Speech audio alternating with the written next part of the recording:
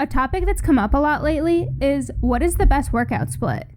Whether you're a beginner or an advanced lifter, this is something that can have a huge impact on your fitness journey. A lot of this is influenced by what your overall training goals are. As we get started, drop your current training split in the comments below, and I'll start breaking down the most common workout splits so you can choose the best one for you.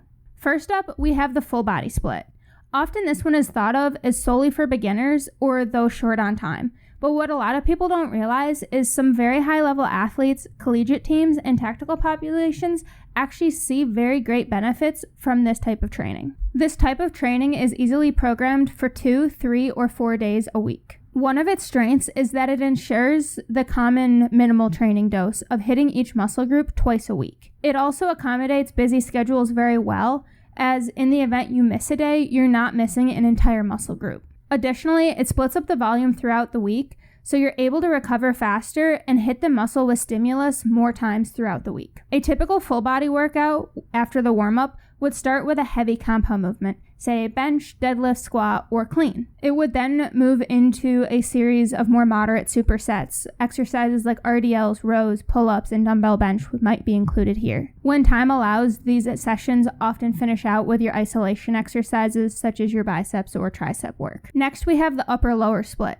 Another one that's commonly stereotyped for beginners, but can be a very good option for those committed to 4 days a week at the gym. This one also does a great job of hitting that minimal training dose of hitting each muscle group twice a week, while allowing for a greater recovery time between sessions. One day you focus on upper, one day you focus on lower, and then this repeats again later in the week. This one, however, doesn't work great for those going to the gym only twice a week, as you're not going to hit that minimal training dose.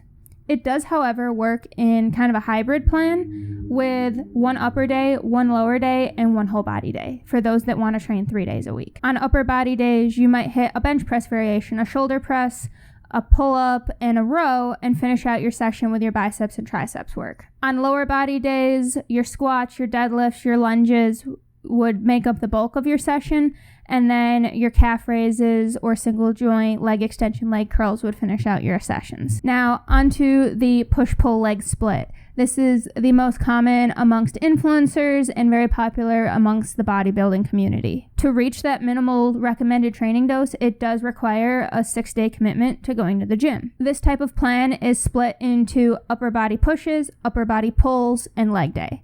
Now, with only half as many leg days as there is upper body days, in my opinion, this is where the jokes about skipping leg day come from. I will note, though, that some people will deadlift on their pull day and turn it into a full posterior chain day. Push days focus on the chest, shoulder, and triceps, while back days focus on the upper back, the traps, the rhomboids, the lats, and the biceps. Leg day is going to be your quads, glutes, hamstrings, and calves. This split allows for high volume or a significant amount of time under tension due to using multiple similar exercises during each session to promote muscle growth. This type of training, due to the style and goals of most of its programs, also incorporates a lot of the machines as well. A few downsides of the system is that if one muscle group, say the chest, is sore from day 1 of training, it may impede the intensity of the following day's, say, back exercise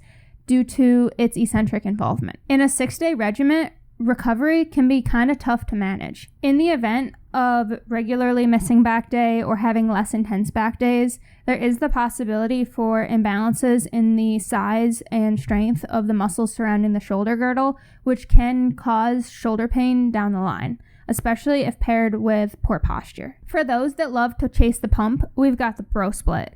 This dedicates each day of the week to a different muscle group. Typically, it's going to span a 5 to 6 day rotation. With this type of split, you might have a day for chest, a day for back, legs, shoulders, arms, and abs. But we'll also see people kind of pair up different muscle groups together. So you've got chest and tri, back and bi, legs and shoulders, and abs and calves for a 4-day split. While it can be done very well, it's often a much less structured plan, and very often turns into, hey, let's go to the gym and wing it. Let's see what equipment's available, or I'm just going to do what I feel like today. So while the bro split can definitely be a fun training method, it often isn't reaching that minimal training dose. When it is trained intensely to see continuous progress, it often leaves lifters sore almost until the next time they're training that muscle group. Another effective, yet less common split is the push-pull split or the anterior-posterior split. It's often programmed as a 4-day routine, although it can also work for a 6-day routine. It balances pushes or front of the body movements and pulls posterior or back of the body movements. This is great for joint and posture health. An example would be Monday push, Tuesday pull, Thursday pull, Friday push, to make sure that there isn't any deficits occurring due to the previous day's training. In addition to chest, shoulders, and triceps that you would normally work on a push day, this split is also going to include the lower body split, aka the squat. Front racked squats, such as the front squat, goblet squat, and Zercher squat, are going to preference that anterior chain a little bit more than what the back squat would if we're getting into details. For pulls or posterior day, in addition to the back and biceps, are going to involve the lower body pull or your hinge movements, your deadlifts, your RDL type movements. I will say this type of plan does tend to overlook a lot of those lateral movements, so that's something that we want to take into consideration when we're adding in accessories for this plan. Each of these splits has its own benefits and downsides. Picking the right one depends on your main training goal, your time commitment, and your enjoyment. Remember, consistency is key, so whichever one you can stick to is probably the best one for you. Click here for more on training goals, and please hit that subscribe button before you go. Thanks for watching and have a great day.